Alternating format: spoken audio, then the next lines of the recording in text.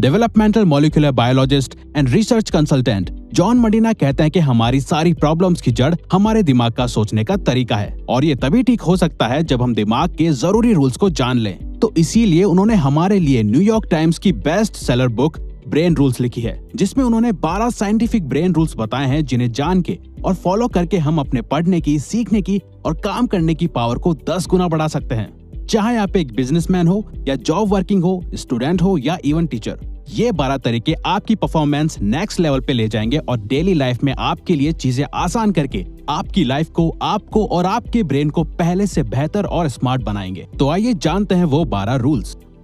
Rule number 1, हम इंसानों का दिमाग एक सर्वाइवल ऑर्गन है जो समय के साथ इवॉल्व हुआ है। हम इंसानों के इवॉल्व यानी कि विकसित होने के साथ ही हमारे सोचने का तरीका और सर्वाइवल की टेक्निक्स भी पहले से इवॉल्व और अलग हुई हैं। चाहे हम इस वर्ल्ड में सबसे ताकतवर ना हो, लेकिन हमने वक्त के साथ सबसे ज्यादा स्ट्रॉन्गेस्ट ब्रेन डेवलप किया है और यही हमारे सर्वाइवल का भी रीजन है, चाहे फिर वो हमारी हिस्ट्री हो या हमारा आज।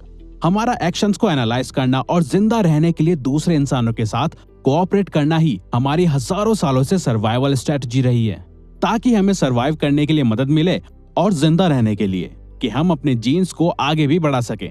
और अगर हमारा एनवायरनमेंट और आसपास के लोग हमारे गोल्स को सपोर्ट करते हैं तो हमारी प्रोडक्टिविटी और क्रिएटिविटी भी बूस्ट होती है।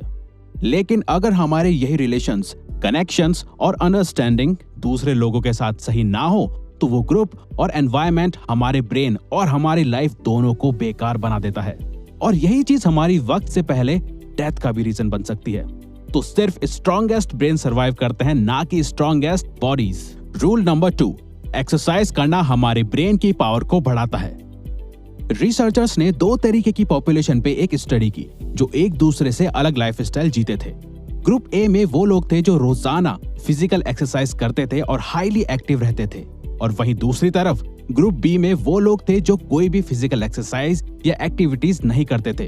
तो रिसर्चर्स ने पाया कि ग्रुप ए का कॉग्निटिव स्कोर ज्यादा था ग्रुप बी के मुकाबले। वैसे तो हमारा ब्रेन रोज 19 किलोमीटर चलने के लिए बना है, लेकिन अगर हम हफ्ते में 2 से 3 दिन 30 मिनट भी कोई फिजिकल एक्सरसाइज करें तो हम अपने दिमाग की एनर्जी को बढ़ा के सोचने और सीखने की पावर को बढ़ा सकते हैं, क्योंकि एक्सरसाइज ब्रेन में ब्लड पहुंचाती है और फिर वही ब्लड एनर्जी ग्लूकोज की मदद से ब्रेन में टॉक्सिक सेल्स को खत्म करती है, ताकि ऑक्सीजन का फ्लो हमारे ब्रेन से ब्रेन फॉग और थिंकिंग ब्लॉक क्लियर कर सके। साथ ही ब्रेन में ज्यादा न्यूरॉन्स पहुंच सके और वो न्यूरॉन्स हमारी क्रिएटिविटी और मेंटल शार्पनेस को बढ़ा सकें। रूल नंबर 3, अच्छी नींद हमारी सोच को सही और प्रोडक्टिव बनाती है। प्रॉपर स्लीप ना मिलने के कारण ब्रेन हमारी फोकस करने की power, brain functions, memory, mood और इवन लॉजिकल थिंकिंग को भी वक्त के साथ डैमेज करता जाता है। एक स्टडी में ये तक पता चला कि सिर्फ 26 मिनट स्लीप नैप लेने से नासा के पायलट्स की परफॉर्मेंस 34% तक बढ़ गई थी। तो अगर आप भी दिन भर थका हुआ फील करते हो या दोपहर में आपके सोने का मन करता है तो ये कॉमन है, क्योंकि दोपहर 3 बजे के आसपास दिमाग में बायोकेमिकल्स के बीच एक जंग चल रही होती है, जिसमें एक तरफ जगे रहने की कोशिश होती है तो दूसरी तरफ सोने का मन करता है। तो उस वक्त अगर पॉसिबल हो तो हमें कुछ देर की झपकी जरूर लेनी चाहिए। डॉक्टर मरीना का कहना है कि असल में हमारा ब्रेन सोने के दौरान भी रेस्ट नहीं कर रहा होता, वो दिन भर की इंफॉर्मेशन को प्रोसेस और चीजें लर्न कर रहा होता है। लेकिन हमारे लिए प्रॉपर स्लीप और नैप्स लेना बहुत जरूरी है एक प्रोडक्टिव माइंड के लिए। रूल नंबर 4, हमेशा चिंता करना हमारी लर्निंग एबिलिटी और दिमाग दोनों को डैमेज करता है। हमारा ब्रेन लगभग सिर्फ 30 सेकंड्स तक चलने वाले स्ट्रेस से निपटने के लिए ही बना है, ज्यादा लंबे समय तक रहने वाले स्ट्रेस के लिए नहीं, क्योंकि ज्यादा स्ट्रेस लेना हमारे ब्रेन की ब्लड वेसल्स को खराब कर देता है और इसके कारण हमें हार्ट अटैक भी आ सकता है।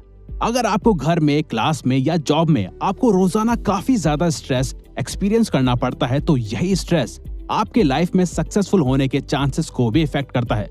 मतलब अगर आपके घर का एनवायरनमेंट ठीक नहीं है तो उसका स्ट्रेस आपकी जॉब में या क्लास में आपको परेशान करेगा और आपकी परफॉर्मेंस और प्रोडक्टिविटी को खराब करेगा, क्योंकि ज्यादा स्ट्रेस से कोर्टिसोल बढ़ने के कारण हिप्पोकैम्पस में सेल्स डैमेज होने लग जाते हैं और हमारे ठीक से सोचने और याद करने की एबिलिटी कमजोर होने लग जाती है। तो अगर आपके रिलेशंस ठीक नहीं हैं और इस बात का आपको स्ट्रेस होता है तो उन्हें ठीक करो और अपने घर का स्ट्रेस अपने ऑफिस या क्लास में लेके मत जाओ। जिन चीजों और लोगों को कंट्रोल नहीं कर सकते उनका स्ट्रेस आपको नहीं लेना चाहिए। रूल नंबर 5, हर दिमाग डिफरेंटली वायर्ड होता है। हमें स्कूल में बताया गया था कि हम इंसानों का ब्रेन एक जैसा होता है, लेकिन ये इन्फॉर्मेशन गलत है। काफी रिसर्च के बाद साइंटिस्ट ने बताया कि हर इंसान की ब्रेन की वायरिंग अलग होती है। हम अपने ब्रेन को डेवलप तो कर सकते हैं, लेकिन हमारा ब्रेन किसी और की तरह बिल्कुल सेम नहीं हो सकता, यहाँ तक कि दो जुड़वा बच्चों का भी नहीं। डिफरेंट ब्रेन वायरिंग को हमारा एजुकेशन सिस्टम इग्नोर करता है ग्रेड सिस्टम के थ्रू, जहां हमारे इंटेलिजेंस को हमारे टेस्ट और एग्जाम्स के मार्क्स एंड परसेंटेज से नापा जाता है, जबकि हर स्टूडेंट का, एम्प्लॉय का या कस्टमर का ब्रेन डिफरेंटली वायर्ड होता है। जिस वजह से businesses like Amazon world wide करोड़ों लोगों की इंफॉर्मेशन और इंटरेस्ट जान के सक्सेसफुल कंपनी बनी है। तभी अगर हम सिर्फ एक बार किसी प्रोडक्ट को Amazon या कोई और साइट में सिर्फ देखते हैं, तो फिर वो प्रोडक्ट हमारे सारे सोशल मीडिया प्लेटफॉर्म में हमें दिखाई देता है। रूल नंबर 6, हम इंसान बोरिंग चीजों पे ध्यान नहीं देते। हम सिर्फ उन्हीं चीजों पे ध्यान देते हैं जिनके पीछे हमारा इंटरेस्ट, प्रॉफिट, इमोशन या कल्चर जुड़ा हुआ हो। इस बात से फर्क नहीं पड़ता कि आप कौन हो, आपका ब्रेन कॉन्शियसली या सबकॉन्शियसली इन क्वेश्चंस पे फोकस करता है। जैसे, क्या मैं ये खा सकता हूँ? क्या ये मुझे खा सकता है? क्या मैं इससे रिलेशन बना सकता हूँ, या क्या मैंने इसे देखा है? और इंटरेस्ट या रीजन ढूंढता है। ब्रेन मल्टीटास्किंग के लिए नहीं बना, लेकिन फिर भी ऑफिसेज और स्कूल्स मल्टीटास्किंग करना एनकरेज करते हैं। मल्टीटास्किंग हमारी गलती और फेलियर के चांसेस 50% तक बढ़ा देती है। रूल नंबर 7, हमें कुछ भी सीखने के लिए या याद रखने के लिए इंफॉर्मेशन को रिपीट करना चाहिए। हमारा ब्रेन कुछ इंपॉर्टेंट इंफॉर्मेशन को ही ज्यादा देर तक स्टोर करके रखता है, बाकी की अनइम्पोर्टेंट चीजों को हमारी शॉर्ट टर्म मेमोरी इरेज करना शुरू कर देती है। तभी विजन बोर्ड, रिटन गोल्स या रिमाइंडर्स जरूरी है हमारे ब्रेन को याद दिलाने के लिए कि ये इन्फॉर्मेशन इंपॉर्टेंट है। अगर आपको किसी चीज को याद करना है या किसी चीज को सीख के उसमें बेस्ट बनना है, तो आप उस चीज को हर कुछ देर बाद रिपीट करो, जिससे कि प्रैक्टिस हो सके और बार बार एक ही चीज पे ध्यान रखा जा सके। रूल नंबर 8, हमारे सभी सेंसेस एक साथ काम करते हैं, तो हमें उन सभी का पूरी तरह से यूज करना चाहिए। हमारी स्मेल करने की सेंसेस ही बटरी पॉपकॉर्न से सीधा हमें मूवी थिएटर की याद दिलाती है, या बारिश और फूलों की खुशबू हमें किसी पर्सन, सिचुएशन और जगह की याद दिलाती है। तो अगर आपको पढ़ते वक्त या काम करते वक्त कुछ याद करना हो, तो आप उसके साथ एक स्मेल या फ्रेग्रेंस को जोड़ सकते हो। अब चाहे ये आपका परफ्यूम हो या रूम कैंडल, आपको जब भी वो स्मेल आएगी, आपको पास्ट में हुई इंफॉर्मेशन याद आएगी, और इसके चांसेस 10 से 50% भी हो सकते हैं। रूल नंबर 9, हमारी देखने की सेंस हमारी सभी सेंसेस से ज्यादा होती है।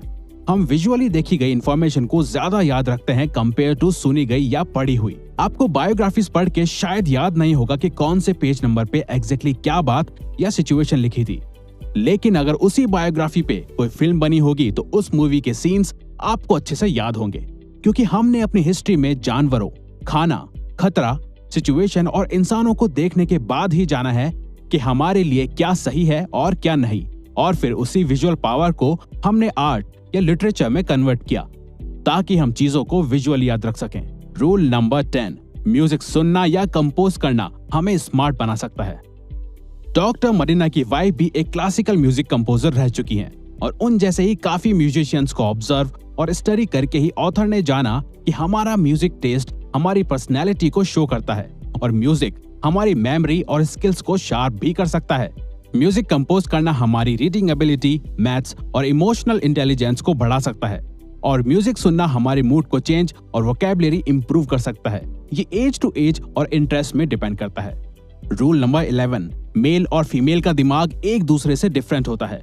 एक बार रिसर्चर लैरी केहिल ने मेल्स और फीमेल्स को एक हॉरर मूवी दिखाई और पाया कि उस दौरान मेल्स के ब्रेन का सिर्फ राइट हेमिस्फीयर काम कर रहा है और लेफ्ट हिस्सा शांत था, वही फीमेल्स का लेफ्ट हेमिस्फीयर काम कर रहा था और राइट हिस्सा शांत था, जिससे उन्हें पता चला कि मेल्स और फीमेल्स का स्ट्रेस हैंडल करने का, सोचने का और काम करने का तरीका एक दूसरे से काफी अलग होता है। और ऐसी ही काफी केस स्टडीज करने के बाद मेंटल हेल्थ प्रोफेशनल्स को पता चला कि फीमेल्स मेल से ज्यादा डिप्रेस्ड होती हैं और नर्वस हो जाती हैं, और प्यूबर्टी के दौरान वो काफी एंजाइटी भी फील करती हैं। वहीं लड़के प्यूबर्टी के दौरान एंटी सोशल हो जाते हैं। मेल्स और फीमेल्स का इमोशंस को हैंडल करने का तरीका भी एक दूसरे से काफी अलग होता है। रूल नंबर 12, हम इंसान एक पावरफुल और नेचुरल एक्सप्लोरर्स हैं।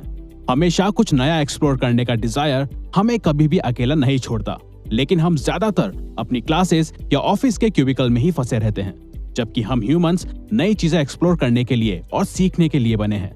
हम बचपन में कितने क्यूरियस होते हैं, हर एक चीज को तोड़ के या खोल के हमें उसके बारे में जानना होता था, लेकिन यही चीज उम्र बढ़ने के साथ कम हो जाती है।